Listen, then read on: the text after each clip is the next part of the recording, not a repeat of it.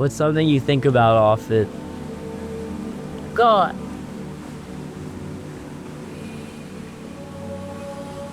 What do you think about God? That He is love and He had created us.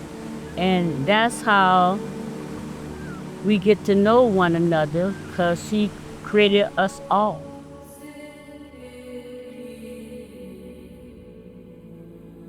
My childhood, it was something. I don't remember half of it because I'm from New Orleans. I was in a hurricane when I was 5 years old. And I had to wake up my mother and my sister because the house was full of water. What was that like?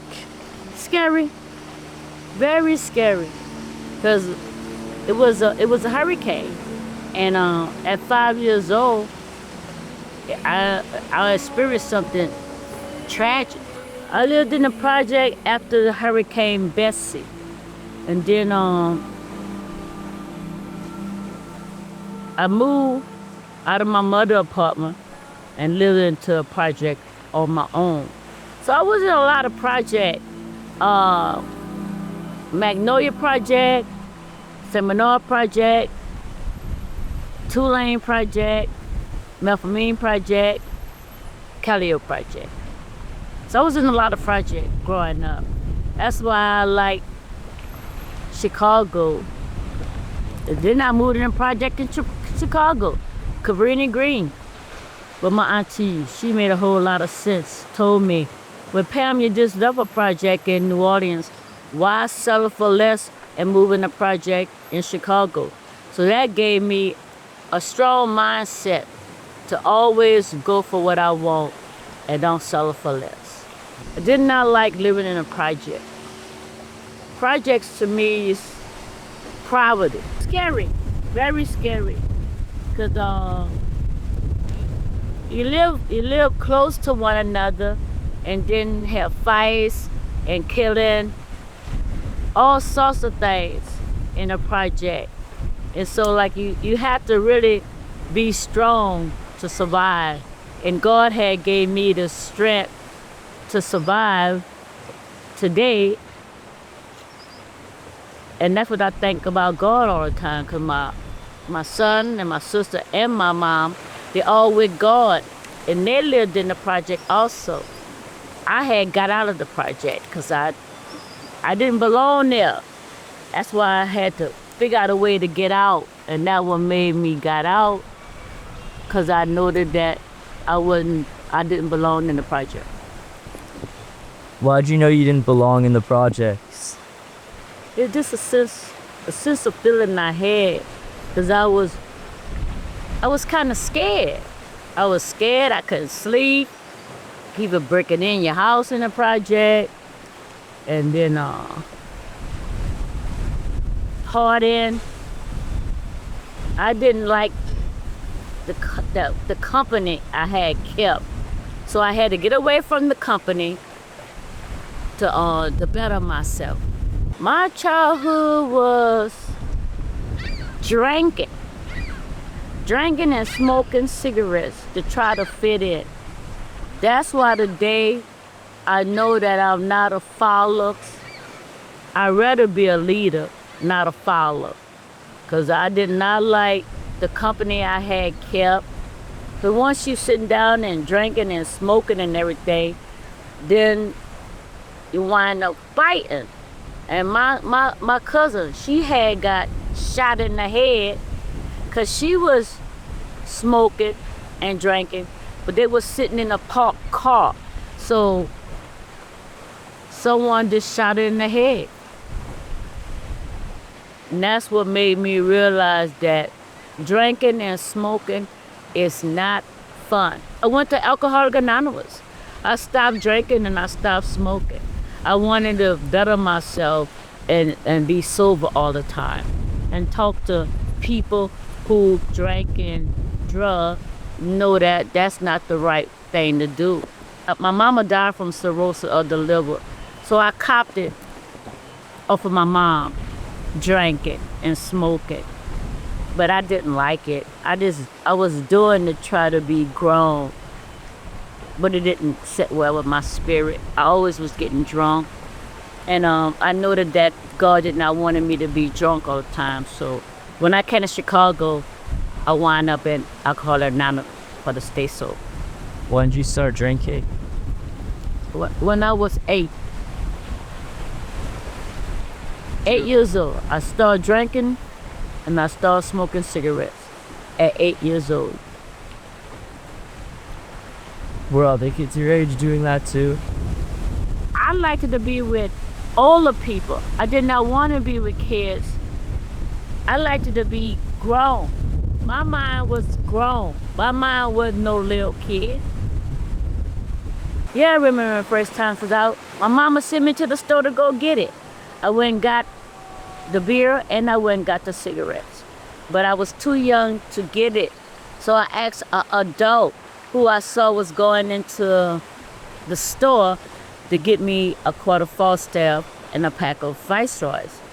And so since I had went to the store to go get it, I pulled me a glass of beer and I smoked me a cigarette. My son daddy did not want me because I drank it too much.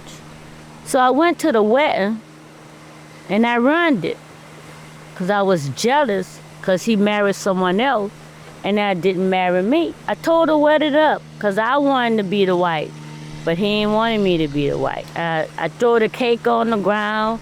I put all the gold. I wet up all the wedding presents. I just was making a plumb asshole out of myself from being jealous. Being jealous is not good neither. Then what happened once you tore it up? Oh, I had to hurry and cut out of town. I told my mom up in the league because the police was on me looking for me. So I got on the Greyhound bus the next day, me and my son, and came to Chicago. Because I done something real bad because I was hurt. Can't do hurt things to people when you hurt.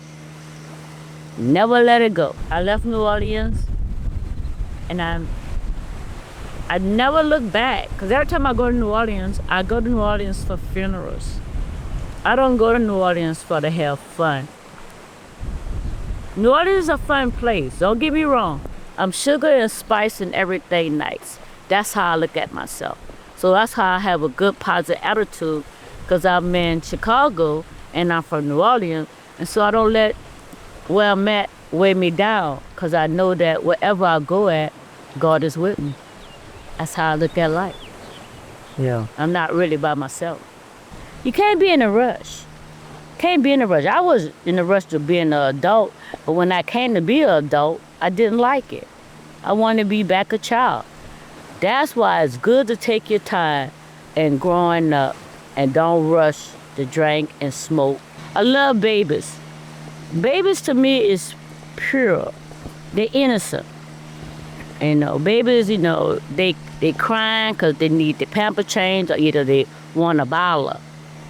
Adults, teenager kids, we whine for everything. We bitch for everything. Because we growing up. Babies have to grow up. But babies not worrying about no cell phone. They ain't worrying about no bills. They ain't worrying about nothing but food, hugs, and a dry pamper. I always did want to go to college. But I work at a college. So I'm okay working here. I love serving lunch. I love seeing how the kids come and eat. Because that's where the food they got to eat, in the kitchen. And I know their parents want to know is they eating and everything. So I make it my business to ask the kids, did you call your mother? Did you call your father? Your mama want to know is you eating well.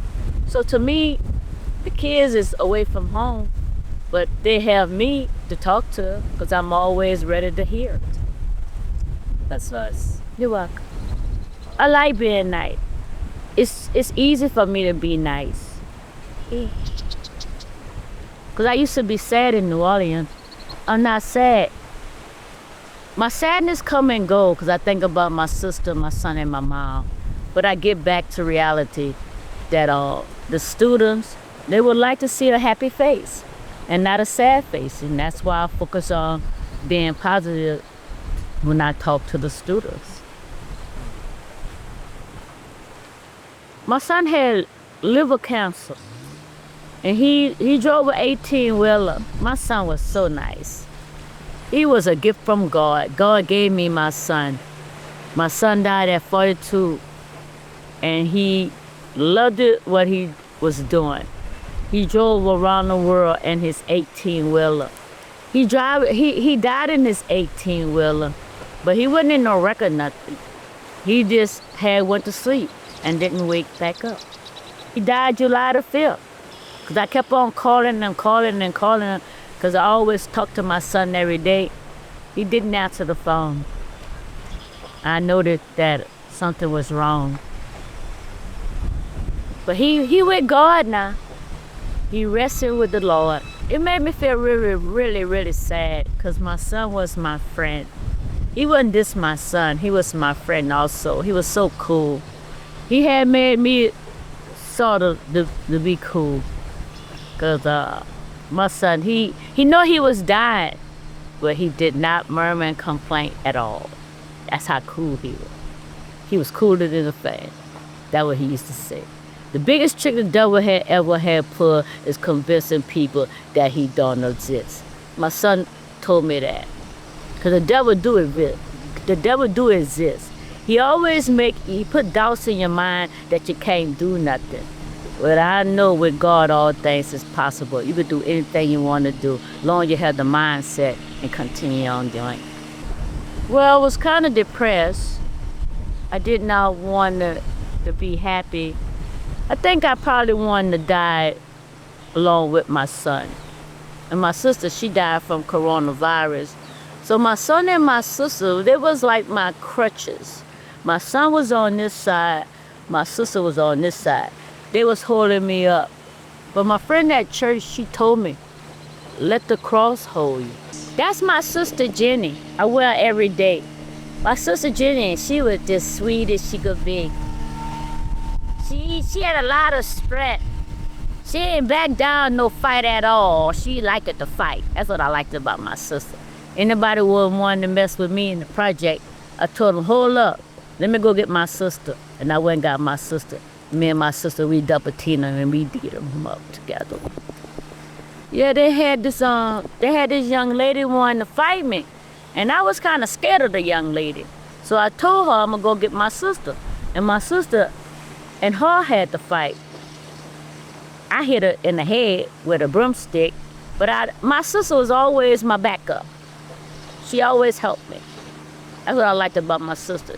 She didn't fear nothing. But my sister Jenny, she was cool. I wear her every day. That's why I got the initials in my mouth. E for Eddie, J for Jenny. Cause I'm from New Orleans. Everybody in New Orleans have gold teeth in their mouth. And I'm from New Orleans. And I can't see myself without gold teeth. Eddie's my son. But everybody, who was around me, God had gave me a little bit of each one of them. My sister with her strength, my son with his calmness, and my mom drinking that made me stop, because I did not want to be an alcoholic. I did not want my girls to see me drink. One daughter name is Destiny, one daughter name is Bless, and one daughter name is Grace. I used to work at Dominic's. And so my husband came in the store, and I bagged up his groceries, and he came back for me.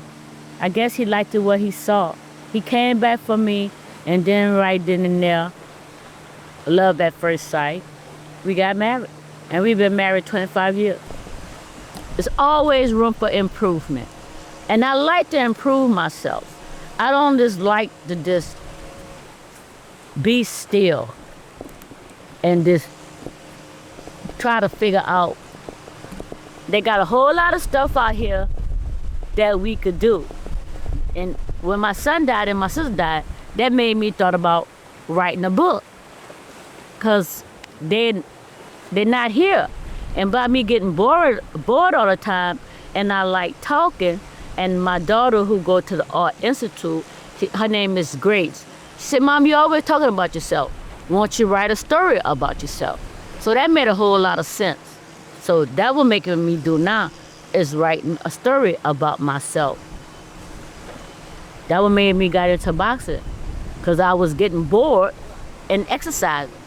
So now I box. I'm not bored yet.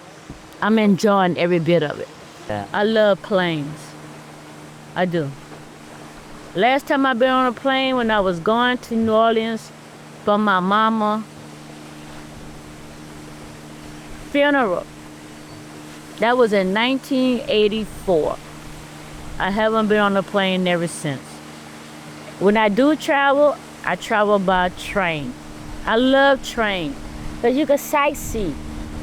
In the plane, you can't really sightsee. You can't see nothing but clouds. And I also love clouds.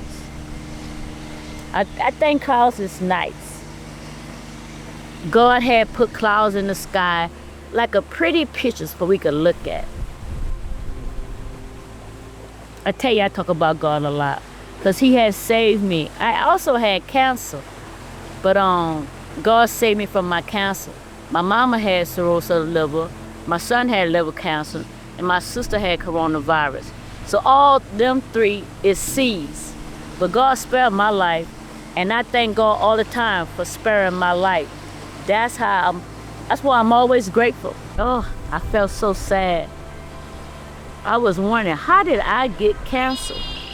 You always want to know how you get stuff.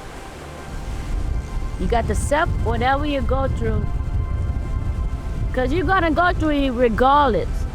You can worry yourself to death, or you can let it go and deal with it. And so I know how to let things go now. When my son and my sister had died, I just got more closer to God, because I know that my son and my sister, they won't want me to grieve myself to death. They won't want me to be feeling sorry for myself. They will want me to know that life gonna go on. So live your life. And that's what I do. I live my life. In my dancing, in my boxing, going to church, going to work. I just know that this is a journey that we on. And why not enjoy the journey? Don't set boundaries for yourself that you can't do this, you can't do that. I used to say that all the time. I can't do this, I can't do that. I never start nothing. Every time I start something, I never finish. I have to finish my book. I have to. Then there'll be closure. So we all gonna go through something. That's a fact. We all gonna go through trials and tribulations, because we're in the world. Whatever we go through, we gotta do it in stride and not let it take us down. And that's the attitude I have. I do things in stride. I convince myself that I have to be the best parent I possibly be. What do you think your biggest regret is?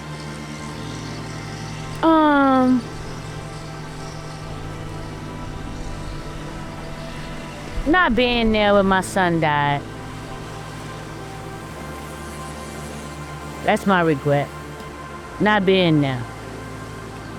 Because he died alone, under the sun, in his 18-wheeler. I love being outside. I love it.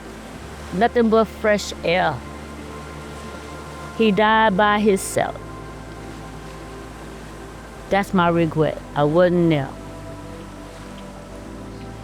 This is my grandmother. My grandmother's name was Bertha. She had died. And this on this side is my mother. My mother, her name was Eloise. And she had died. So I got my grandmother, I got my mom, and I got my sister, and I got my son. They all on me.